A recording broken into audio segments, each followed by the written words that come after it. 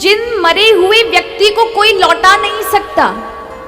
कोई मर जाए कोई लौटा सकता है क्या? गई हुई बातों को कैसे लेके आ सकते हैं वर्तमान में? लेकिन भगवान ने अर्जुन भगवान का कितना करीबी है, मित्र है भगवान का। वो प्रभु से कहता है अभिमन्यु को लौटा दो प्रभु, आप स्वयं परमात्मा हैं। नहीं लौटाते, लेकिन वही उनकी देवकी माता प्रार्थना करती है, मेरे मरे हुए कंस ने 6 पुत्र मार दिए, हे कृष्ण तुम साक्षात ब्रह्म हो, तुम्हारी माँ केवल यही मांगती है, सिर्फ मेरे 6 पुत्र लौटा दिए।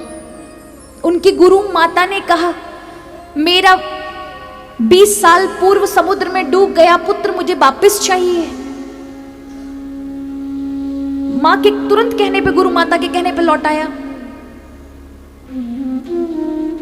तो कृपा बहुत बड़ी है।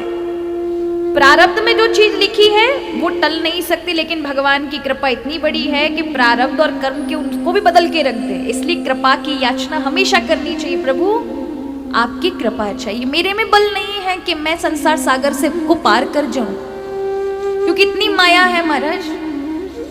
ये संसार इतना प्यारा लगता है कि किसी का मन छोड़ने का करेगा ही नहीं, कभी भी नहीं चाहेगा कि इससे अलग हटकर भगवान की पूजा करें या भगवान को पाने की इच्छा करें। बुद्ध भगवान ने एक बहुत सुंदर बात कही है कि इस संसार में कुछ चीजें ना हो तो कभी मन ही ना करे कि संसार से अलग होकर के भगवान की ओर जाया जाए। उन्होंने कहा ये जन्मनि कश्च रतिर्न भवेत्, किसको इस संसार से इस जीवन से प्रेम ना होगा। इतनी सुंदरता है संसार में, इतने सुंदर रिश्तेदार, इतने सुंदर माता पिता, बच्चे, पत्नी, परिवार, रिश्तेदार, इतना सब कुछ सुंदर है, वैभव है, इससे इतना लगाव है कि कभी मन ही नहीं करेगा कि आप इस संसार को छोड़ें, सबको छोड़ें। सोचने का ख्याल आते ही मन में दुख होता है। कैसे संभव है कि हम छोड़ दें और कोई अनजान अज्ञात भगवान है जिस पे हम जाएं। किंतु ये कुछ चीजें हैं जिनमें फिर लगता है कि नहीं, कोई तो शक्ति है जिसने ये दुख इत्यादि डालकर मेरे लिए एक संदेश भेजा है कि उसकी ओर देखा जाए। क्या? ये जन्मनि कश्च रतिर्न भवेत्, यदि जन्म जरा मरणम न भवेत्, यदि जन्म और मरण ना हो तो व्यक्ति को कभी भी उस ओर ध्यान ही नहीं जाएगा। कोई मरता है या खुद मरते हैं तो दुख होता है, कहां गया, अभी तो यहीं पर ही व्यक्ति था, अचानक से कहां चला गया जीवन से। फिर एक नया कोई व्यक्ति जन्म ले लेता है, खुशियां आने लगती हैं। यदि इष्ट वियोग न भयम न भवेत्,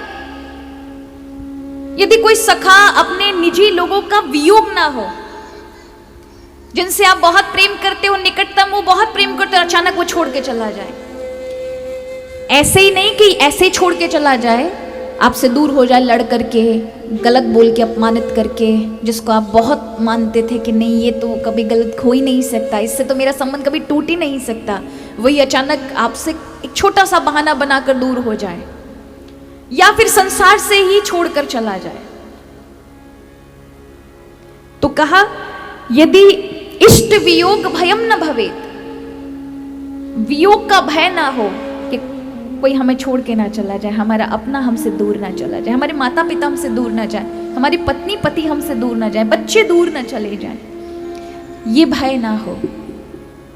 यदि सर्वम नित्य नित्यमिदम न भवेत्, यदि इस चीज का भय हमारे, क्योंकि सबको पता है कि कोई भी परमानेंट नहीं है, सब टेम्पररी है, हमारा हर चीज नष्ट होने वाली है। ये जो वक्त है, आज हम इतने वर्ष के हैं, आने वाले समय में इतने वर्ष के नहीं, काया अलग हो जाएगी, सब चीजें बदल जाएंगी, सब चीजें नष्ट होंगी। तो कहा ये जन्मनि कश्च रतिर्न भवेत्, ये कुछ चीजें ना हो जीवन में तो व्यक्ति कभी संसार से मोह छोड़कर भगवान की ओर लग नहीं सकता।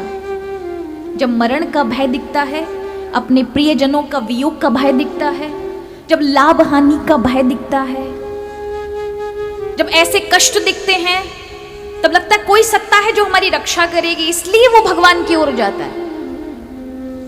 बहुत कम लोग मिलेंगे जो स्वाभाविक रूप से भगवान से प्रेम करें, नहीं तो ये दुख की घड़ी झेल करके लोग प्रेम करते हैं प्रभु से, और ये दुख की चीजें ना हो तो किसी को प्रेम भी ना होगा भगवान से।